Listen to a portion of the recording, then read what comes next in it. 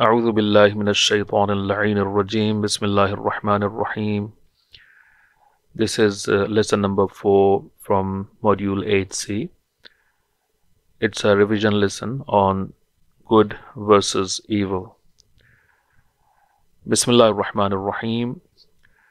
فمن يعمل مثقال ذرة خيرا يره ومن يعمل مثقال ذرة شرا يره. So we have started our lesson with a very once again important ayah of the Holy Quran, which has a very serious message for all of us, and especially for our children who have to learn about these concepts. So Allah subhanahu wa ta'ala, this ayah, as you have seen, is from Surah Zalzala, Surah number 99, and these are two ayat, ayah number 7 and ayah number 8.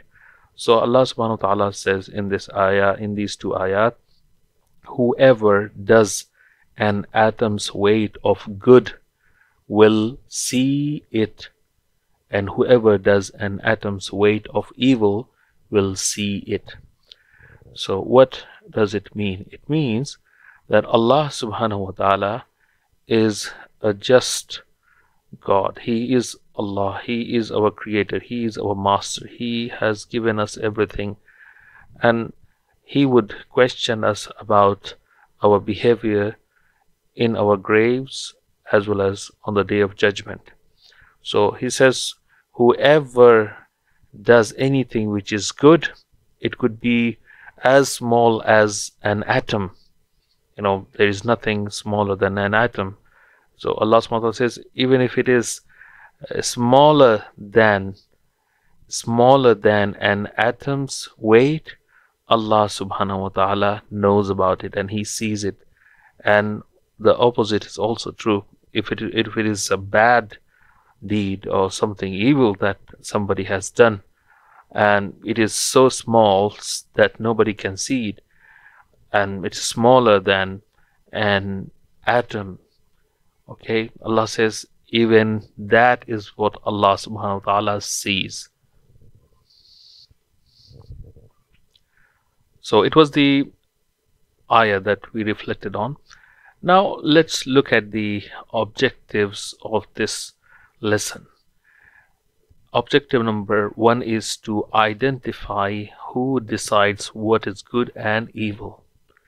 Objective number 2 is to explain the consequences of a good or evil action in the hereafter. Objective number 3 is to analyze how we are responsible for our actions, our success or failure in the hereafter. And the key word here that we want to learn, inshallah, is dharra. Dharra is an atom in Arabic. So remember this word, dharra. And فَمَنْ يَعْمَلْ مِثْقَالَ ذَرَّةٍ, dharra, the word dharra has been used by Allah subhanahu wa ta'ala. And dharra is an atom in Arabic. And this is also, in a way, a miracle of the Quran, that the Quran is talking about an atom 1,400 years ago, whereas human beings, the mankind has discovered about atoms just recently. So you can imagine the Quran is a miraculous book of Allah subhanahu wa ta'ala, and it has the knowledge of everything. Now, in the beginning of the lesson, it is very important that we know about a very obvious fact that sometimes is ignored, and unfortunately these days some people are trying to teach us things which are the opposite to our nature.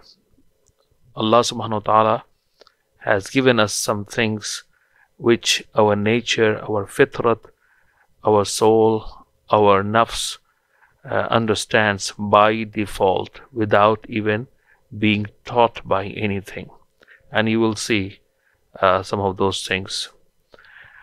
So when Allah subhanahu wa ta'ala created us, He gave us the knowledge of what is good and evil. For example, humans instinctively by nature know that to lie is wrong. And when we lie, we feel bad about it. This is natural guidance given to us by Allah subhanahu wa ta'ala. Allah subhanahu wa ta'ala says in the Quran regarding the soul, فَأَلْهَمَهَا فُجُورَهَا وَتَقْوَاهَا, and He, Allah, inspired it, taught it with knowledge of its virtues and vices. So what do we mean by all this, whatever we have read just now? It means that Allah subhanahu wa ta'ala, when He created us, He gave us the knowledge to understand what is right, what is wrong, what is good, what is bad, and what is truth and what is falsehood. And this is something that our nature, our fitrat, our soul understands without even being taught. This is what it means. And that this knowledge has not come from anywhere else. It has come from Allah subhanahu wa ta'ala. So there is a reflection here. Is there an evil act that you have gotten so used to that when you do it, it feels right to you? Or is there an evil act that has become so normal because everyone does it and it does not feel like you are doing something wrong? Yeah, it's a good reflection. You should reflect on it and probably try and find one or two things which would have become normal now, which have become normal and which are actually not normal, but because of the wrong teachings and because something has been done by people so many times that it looks like something normal. Now, as I said, Allah subhanahu wa ta'ala has given us the knowledge of what is good and what is evil. As examples, you can do this activity here. This activity will teach you that these are some things that are automatic. I mean, you don't have to be taught by or told by anybody to know what is right and what is wrong in these situations. So let me just read these very quickly and you can decide whether they are good or bad. Okay, so calling your friends bad names, definitely bad. Have you been taught about it? Have you been told about it? No. You know that this is bad, but you may sometimes do it and even enjoy it, but it does not make it right. Helping an old relative cross the road. So you have an old grandmother or grandfather who wanted to cross the road and you helped him. How would you feel? Definitely good. Who taught you to do that? Nobody. Allah subhanahu wa ta'ala taught you to do that. And it is your nafs, it's your nature or fitrat. Instinctively you know that this is good. Picking up litter. You can decide by yourself. Using someone's pencil without permission. Hitting a friend during an argument. Thanking a friend for sharing with you her crisps. Being rude to your parents. Working hard to get good grades. Telling your parents you love them. Thanking Allah for all the things He has given you. Telling a lie. Hurting an animal. You can decide by these things and you would know automatically that some of these things are good and some of these things are not good. Read through this and inshallah you will enjoy it. Now, who decides? This was the second part of our lesson. Who decides what is good and what is bad? Now, imagine you created a painting of a rainbow with all the colors of the rainbow. Someone comes along and adds a color that is not part of the rainbow to it. Everyone around tells you not to worry and that the painting is not spoiled. But you as the creator of the painting know that the color added is not accurate as part of a rainbow and is not good for what you want to achieve. You know that the added color took away the purpose of the painting. Who do you think should decide whether the added color was good for your painting or bad for it? Yeah, it's a very, very good example. As a creator of the painting, you would say it's your right to decide what colors or color you want to add and what colors or color you don't want to add. And since you are making a painting of a rainbow, then it is something that you want. You don't want any extra colors that are not part of the rainbow to be added. Now, the next question, let's take it to the next level. As a creator of a painting, we don't want anybody to interfere with what we do with the painting. Our creator, Allah subhanahu wa ta'ala, is our creator. He created us with a purpose and goal. So he created us with a purpose and goal. And it is only right that he decides what is good and evil for us. Besides giving us, so how he tells us what is good and what is bad for us? First of all, he has given us that instinct that we discussed in the first part of the lesson, where we learned that that is something automatic. We know by default. Our aql tells us, our intellect tells us what is right and what is wrong. So this is first thing that Allah subhanahu wa ta'ala gave us, and it is out of his mercy that he gave us this. Now, there is another thing that Allah subhanahu wa ta'ala gave us. So this is what the lesson tells us. Besides giving us a natural instinct for knowing what is good and evil, he has also sent the Anbiya, A'imma alayhim salam, and the Quran to guide us further. So even though an evil act might feel right, our guides can tell us it is wrong. So you can understand, sometimes, due to living in wrong kind of environment, people get used to bad things. But when you are reminded about it, and when you are told about it by somebody who is an authority appointed by Allah subhanahu wa ta'ala, like a Nabi, an Imam, you then come to realize that no, this what I'm doing is wrong, and it's against my instinct, it's against my nature and fitrat.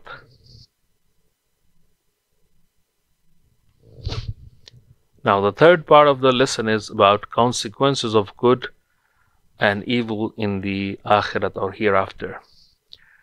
Now, during each situation we face, we choose how to react, and in the hereafter, every action is counted by Allah subhanahu wa ta'ala. Our actions may have an immediate effect that we can see in this world, but often we do not see the full effect. Good deeds will be rewarded with Allah's pleasure and acceptance and endless bounties. من عمل صالحا من ذكر أو أنثى وهو مؤمن فلنحيينه حياة طيبة وَلَنَجْزِيَنَّهُمْ أَجْرَهُمْ بِأَحْسَنِ مَا كَانُوا يَعْمَلُونَ. Okay, so what this part of the lesson talks about is very obvious, and we know, if we are Muslim, we know that whatever we do, whether it's good or bad, we would have to see the consequences of our actions in the hereafter before Allah subhanahu wa ta'ala. So if we did something that was good and Allah subhanahu wa ta'ala liked it, and you pleased Allah subhanahu wa ta'ala with your action or deed, then inshallah you would be rewarded. But if you did something evil, you were sinful, you did bad things, etc., then you have kind of made Allah subhanahu wa ta'ala sad, or he is displeased with you. In that case, Allah subhanahu wa ta'ala may punish you.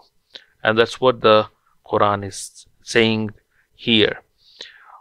Whoever acts righteously, and whoever is a good servant of Allah subhanahu wa ta'ala, though he a male or a female, a man or a woman, it does not matter, Allah subhanahu wa ta'ala would he says, we shall revive him with a good life and pay them their reward by the best of what they used to do. So Allah subhanahu wa ta'ala would reward such a person handsomely. He would be given everything that he or she wanted in the hereafter. The opposite is also true. Allah subhanahu wa ta'ala would punish a person for his crimes, for his misdeeds, for his sins, for his evil deeds in the hereafter. And he says, وَمَنْ جَاءَ بِالسَّيِّئَةِ فَكُبَّتْ وُجُوهُهُمْ فِي النَّارِ هَلْ تُجْزَوْنَ إِلَّا مَا كُنْتُمْ تَعْمَلُونَ. And whoever comes with the bad deed, their faces will be cast in hell. So they will be thrown in the hellfire, on their faces. So they when they would land in the hellfire, they would land on their faces. That's what the Quran says. Are you not being rewarded for what you used to do? So Allah subhanahu wa ta'ala says, it's not Allah subhanahu wa ta'ala who wanted to punish you, or he enjoys punishing you. No. It's not like that. It is what you did yourself. What you did yourself. It's nothing from Allah subhanahu wa ta'ala. He has been actually merciful. He tried to guide you through your instinct, through your aql, through the Anbiya, prophets, and others. But you didn't listen. And now you have to face the consequences of your failure to follow the commands of Allah subhanahu wa ta'ala. And so this is last part of the lesson. Imagine a man whose main purpose is to climb a mountain. The more energy and effort he puts into climbing the mountain, the more likely he will succeed in reaching the top. But if he is lazy and would rather always take breaks, it would lead to his failure. No one can carry him up the mountain. It is up to him to do how much he can. In the same way, in a test, if we have worked hard and put in effort to study for it, we will succeed in getting a good grade.